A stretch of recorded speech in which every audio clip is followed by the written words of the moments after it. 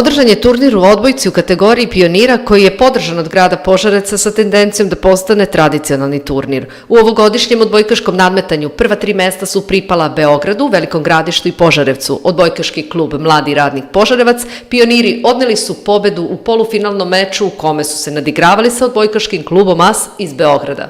Odbojka je sport od značaja za grad Požarevac, svakako zbog rezultata, ali što je za nas važnije i zbog rada sa mladima. I danas smo imali priliku zaista da vidimo puno mladih talentovanih igrača i svakako ovaj klub Mladi radnik zaslužuje jedan ovakav turnir i sigurno sam da će grad uraditi sve da ovaj turnir postane tradicija.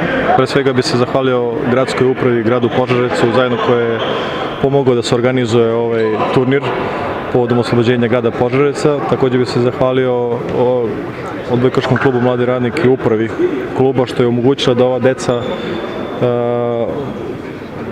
učestvuju na ovom turniru, da će omogućiti da dovede ekipe i iz Beograda, Gradišta i Smedereva. Tako da jedan lep događaj u sportskoj hali Požarevcu gde su deca osjetile čari odbojke i da nastave da se bave ovim sportom i da dobijemo još neku novog reprezentativca Srbije. Došli smo na ovaj prvi tradicionalni turnir povodom oslobođenja grada Požarevca i naravno velikog našeg superligaša Mladi radnik.